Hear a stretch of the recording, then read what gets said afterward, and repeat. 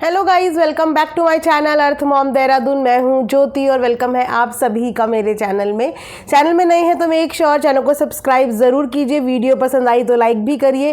Comment section में comment करके ज़रूर बताइए कि आप सबको मेरा वीडियो कैसा लगा।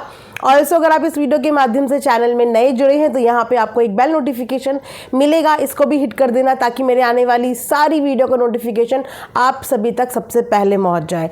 सो गाइज़, मैं इतनी कन्फ्यूज़ हूँ, समझ नहीं आ रहा कि मैं शुरुआत कहाँ से करूँ। तो जब मुझे कुछ भी समझ में नहीं आया तो मैंने सोचा चलिए एक शॉर्ट डाल के शुरुआत करते हैं। तो अगर आप लोगों ने मेरा शॉर्ट अभी तक नहीं देखा है तो जल्दी से जाइए शॉर्ट पे, कुछ प्यार बरसाइए, कुछ कमेंट्स वहाँ पे कीजिए, ठीक है। तो चलिए करें वीडियो शुरू। बताने की आज मुझे आई थिंक ज़रूरत ही नहीं है कि वीडियो में किसके ऊपर बनाने वाली हूँ। कहते हैं ना, एक गाना मुझे याद आ रहा है, तुमने पुकारा और हम चले आए, जान हथेली पर ले आए रे। आ गए देखो हम।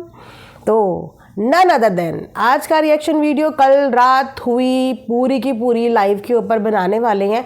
मैं तो इतने दिन से बोल रही हूँ कि जो दिखाया जाएगा, जो परोसा जाएगा, रिएक्शन उसी पे बनेगा, एग्जैक्टली उसी पे बात होगी। और देखिए मैं अभी तक अपनी बात पे कायम हूँ, ना दाएं हुई, ना बाएं हुई, ना आगे हुई, ना पीछे हुई। लेकिन कुछ लोगों को ना पीछे जाना आता है, ना ज़िंदगी में झुकना आता है। तो आई थिंक उनको ये सब चीज़ें सीखने की बहुत ज़्यादा ज़रूरत है, क्योंकि हर वीडियो में कुछ ना कुछ सीख मिलती है। लेकिन सीखे तो इंसान तब ना जब सीखने वाले आगे तक पहुंच पाए, क्योंकि सीखने के लिए इंसान नहीं सुनता है, समझने के लिए नहीं सुनता है, जवाब देने के लिए सुनता है, रिप्लाई देने के लिए सुनता है और लड़ने के लिए सुनता है। तो चलिए इसी के साथ वीडियो में आगे बढ़ते हैं। अगेन, अगर आप लोगों को ये कॉर्ड सेट पसंद आ रहा है, जो कि वेलवेट का कॉर्ड सेट है, काफ़ी अच्छा, ब्यूटीफुल है, स्टाइलिश है, ये फुल लेंथ फोटो है, इसी वीडियो के कॉमेंट सेक्शन में मैं ज़रूर पिन करूँगी। तो आपको अगर पसंद आ रहा है तो ले लेना। कम्युनिटी पोस्ट में भी शेयर कर दूंगी, वहां से भी आप जाके चेकआउट कर सकते हैं। तो चलिए वीडियो में बढ़ते हैं आगे।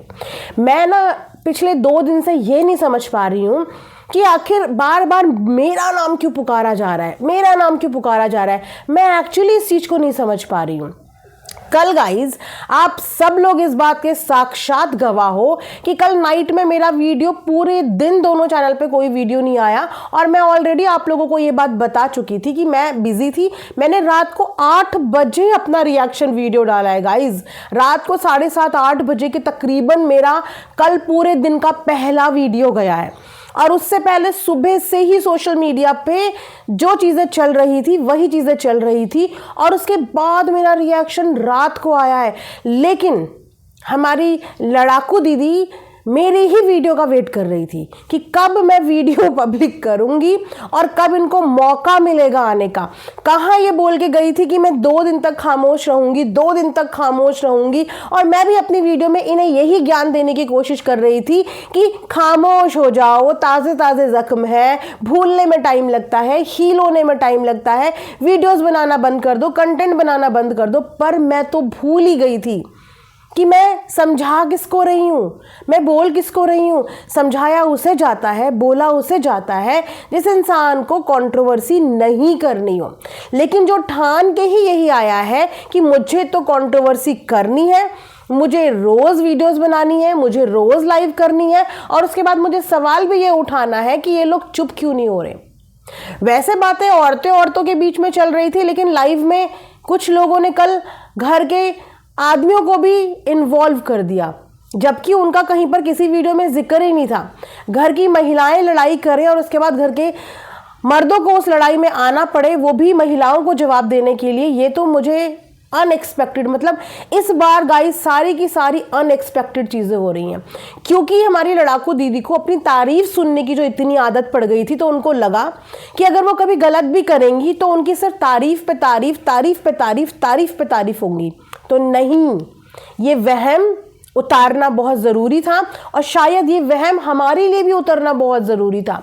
मैं ये नहीं बोलूँगी कि इससे लर्निंग हमें नहीं मिली, इससे एक्चुअली हमें लर्निंग मिली है कि इंसान किस तरीके से सब चीज़ें भूल जाता है, 1 साल की सब चीज़ें भूल जाता है, और उसके जहन में सिर्फ ये 2 दिन मेरी वीडियोस बना ली, 2 दिन वीडियोस बना ली। मैं हैरान परेशान इस चीज़ के लिए कि मैं सिर्फ पॉइंट टू पॉइंट बात कर रही हूँ, जो ये लाइव में दिखा रही हैं वो चीज़ बोल रही हूँ। और ये पूरा दिन तक इनके पास गाइस, कल का पूरा दिन था लाइव आने का, राइट।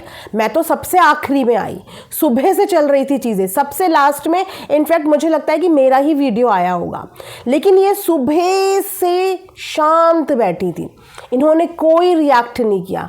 मुझसे खास प्रेम लगता है कि इनको है, मुझे नहीं पता कि ये खास प्रेम इन्हें मुझसे कैसे हो गया, लेकिन जब कोई किसी को प्रेम करता है तो इस तरीके से तो नहीं करता जिस तरीके से इन्होंने करा है। अपने प्रेम का इन्होंने जो यहाँ पे कहते हैं ना झंडा लहराया है, वो प्रेम दिख गया है। तो मेरे वीडियो का वेट किया गया, और मेरी वीडियो के वेट करने के बाद, जबकि आप सबके सामने वो वीडियो है, एक लड़ाका शब्द से इनको इतना बुरा लग गया।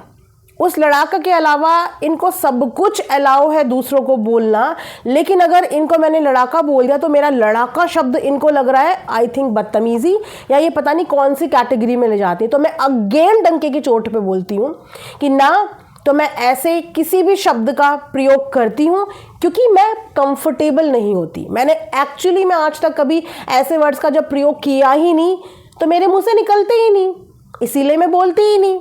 और यस, मैं नहीं बोलती, मुझे इस चीज़ पे बहुत गर्व है कि मेरी ज़ुबान पे मेरा कंट्रोल है और यही मेरा नेचर है।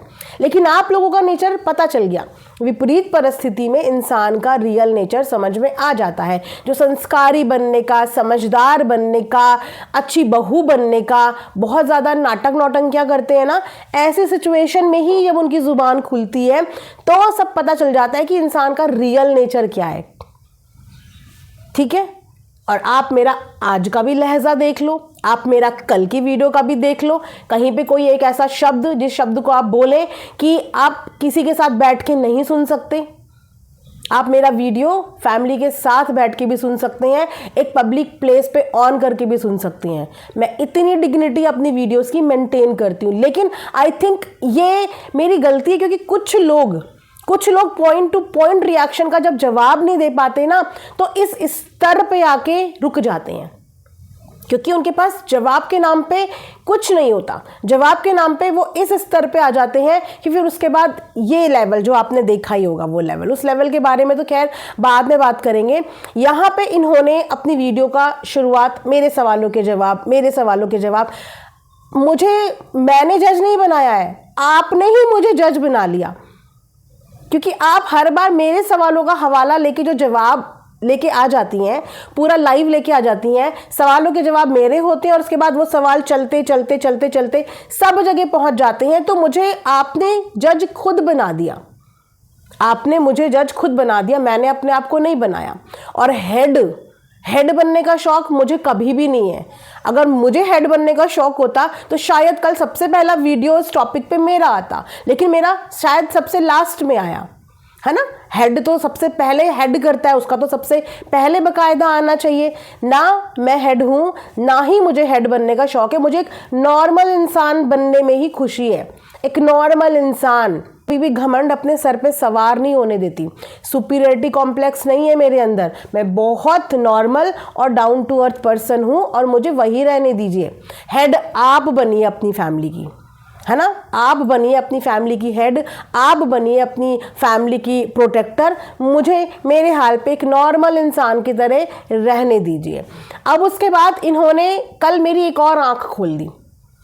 इन्होंने शायद वो बात बताई इसीलिए होगी कि शायद मेरे अंदर कुछ नेगेटिविटी आ जाएगी, बट ये शायद भूल गई कि जब मैं इनके इतने सारे नेगेटिव व्लॉग्स के अंदर पॉजिटिविटी ढूंढ सकती हूँ, तो मेरे अंदर कितनी पॉजिटिविटी है कि जहाँ पे पूरी दुनिया इनके व्लॉग से नेगेटिविटी ढूंढती थी, इनकी पूरी फैमिली के व्लॉग से, मैं उन व्लॉग्स में भी पॉजिटिविटी ढूंढ लेती थी। ये मेरी स्किल है, क्योंकि मैं नेगेटिविटी से ज़्यादा पॉजिटिविटी में अपना टाइम लगाने की कोशिश करती हूँ। तो आपने कल जो खुलासे यहाँ पे किए, उससे आपको लगा कि मैं सामने वाले किसी भी इंसान के लिए नेगेटिव हो जाऊँगी। नहीं, मैं हमेशा चीज़ें बहुत गहराई से डीपली सोचने के बाद रिएक्ट करती हूँ। दिमाग से कम और दिल से ज़्यादा सोचती हूँ। शायद यही चीज़ आपको पता है, इसीलिए आप बार बार मेरा नाम लेके मेरे दिल पे वार करने की कोशिश कर रही हैं ना, कि दिल से थोड़ी सी कमज़ोर है। तो ये एक ईजी टारगेट हो सकती है हृदय परिवर्तन होने के लिए, या हृदय को ठेस पहुंचाने के लिए, तो इन्होंने कल अपनी लाइफ में बोला कि आप लोग टच में हैं, आप लोग बात करते हैं, आप लोगों का ग्रुप है, मेरे पास इस बात का प्रूफ है, मेरे पास इस बात का प्रूफ है। पहली बात कि आपका प्रूफ आप अपने पास रखो, चाहे यहाँ लगाओ, चाहे वहाँ लगाओ, चाहे दुनिया में कहीं भी लगाओ, मुझे आपके किसी भी प्रूफ से कोई लेना देना नहीं है, ठीक है। ना तो आपसे पूछ के किसी से बात की जाएगी, और आप होते कौन हो ये बात बोलने वाले? आप इतना कैसे किसी को रूल कर सकते हैं कि आप ये बात डिसाइड करेंगे कि रिएक्शन वाले आपस में किसी से बात करें या ना करें? आप व्लॉगर रिएक्शन वालों की विंडो कभी भी नॉक करके उनसे बात करने आ सकते हैं।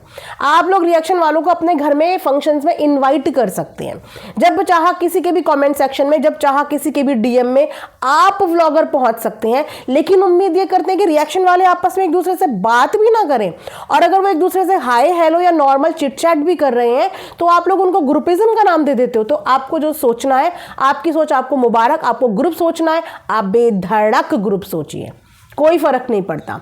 इन्होंने बोला कि उस लड़की ने इनको बोला कि मैं उनको कन्विंस कर लूँगी, मैं उस लड़की की लॉयल्टी के लिए आज हेड्स ऑफ करूँगी, आज उस लड़की के लिए इज्जत मेरे दिल में और बढ़ गई। आप जानती हैं क्यों? क्योंकि उन्होंने आपके लिए लॉयल्टी दिखाई, और आपके माध्यम से मुझे बात पता चली कि वो जो आपकी फैमिली का एक इमोशनल एस्पेक्ट मुझे दिखाने की कोशिश करती थी, मुझे बोलती नहीं थी कि दीदी ऐसा कुछ करो, लेकिन आप लोगों की फैमिली का जो इमोशनल चीज़ें मुझे दिखाती थी, आप लोगों के प्रति उसकी कितनी लॉयल्टी रही होगी। यस, आप सही बोल रही हैं। आई थी वो मेरे पास एक बार, क्या बोलने पता है? कि आपकी मम्मी परेशान हो रही है, आपकी मम्मी को बुरा लग रहा है, क्योंकि उस दिन आपकी मम्मी के लिए एक नेगेटिव वीडियो बनाई थी। आई थिंक वो सूसू वाला कांड हुआ था, या वो सूसू वाले कांड की थी, या वो जूली आंटी वाली कंट्रोवर्सी का टाइम की थी, मुझे एग्जैक्टली याद नहीं है। तो इनके खिलाफ वीडियो बनाई थी क्योंकि मुझे वो वाली चीज़ें भी पसंद नहीं आई थी। इन्होंने कुछ लैंग्वेज का कुछ किया था या कुछ ऐसा हुआ था, तो इनके खिलाफ वीडियो बनाया था। अब ये मेरे पास नहीं आई, तो शायद आप दोनों के बीच में कुछ ऐसी कॉन्वर्जेशन हुई होगी कि उसने बोला कि मैं कन्विंस कर दूंगी। तो ये उसकी लॉयल्टी थी आपके लिए, कि वो आपके लिए लोगों को किस तरीके से जाके कन्विंस करती थी। और कन्विंस करने का तरीका पता है क्या था उसका? आंटी बहुत परेशान है, आज तो वो रो रही थी, बहुत दुखी हो रही थी कि आज आप सब लोगों ने उनको नेगेटिव बना दिया, उनको गलत समझ लिया, वो इस तरीके की प्रॉब्लम फेस कर रही हैं। देखो उसकी लॉयल्टी। मुझे तो ये बात पता ही नहीं थी कि वो आपसे ये सब बातें डिस्कस कर रही है, और उसके बाद वो इस तरीके से आपकी मम्मी के साथ इतनी ज़्यादा अटैच थी, इतनी ज़्यादा अटैच थी कि आपकी मम्मी के लिए ही वो आई थी और आपकी मम्मी का ही दुख वहाँ पे सुना रही थी। वो ये तरीके से कन्विंस करने की कोशिश करती थी, ये बोल के नहीं करती थी कि दीदी आप ऐसा करो। वो आपकी मम्मी की एक सैड स्टोरी लेके सामने आती थी कि आंटी दुखी है, और सोचिए कि आज उसी लड़की की चैट्स के लिए ये प्रूफ दिखाने को यहाँ पे तैयार हुई हैं। आप अब बताइए, अब आप क्या बोलेंगी उसके लिए? अब आप उसकी लॉयल्टी को प्रोत्साहित करेंगी प्रोत्साहित कि आपके लिए वो कैसे दर लोगों को कन्विंस करती थी? मैं मान गई।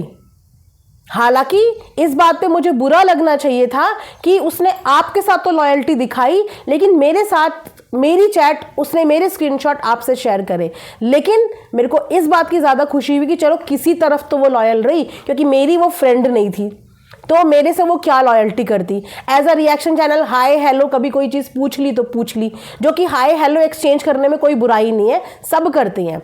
लेकिन आपके प्रति वो लॉयल थी, क्योंकि वो आई ही उस दिन आपके लिए थी, जो ये आप बोल रही है ना कि मैं कन्विंस कर दूंगी। यस, याद आया मुझे वो। और आप आज उसको तुरुप का इक्का बना के ये दिखाने की कोशिश कर रही हैं कि ये ग्रुप में थे। तो मानना पड़ेगा आपकी मानसिकता को, सीरियसली मानना पड़ेगा। अनग्रेटफुल, थैंकलेस पीपल हो आप लोग, थैंकलेस कहते हैं जिसे। लेकिन मेरी नज़र में उसकी इज्जत आज और बढ़ गई कि आप लोगों के लिए कन्विंस करती थी, और इतने स्मार्टली कन्विंस करती थी कि डायरेक्टली कुछ बोलती भी नहीं थी, और ये चीज़ें बता देती थी, बस इतना मैसेज कन्वे कर देती थी कि वो बहुत दुखी हैं, वो बहुत परेशान है, उनके साथ ये हो रहा है, हकीकत ये है, असलियत ये है। ऐसे सीरियसली कितना यूज़ किया आपने लोगों का, कितना यूज़ किया। डायरेक्टली बोलना ही यूज़ करना नहीं होता, कभी कभी इंसान इनडायरेक्टली भी सब कुछ बोल देता है और सामने वाले से चीज़ें करवा देता है।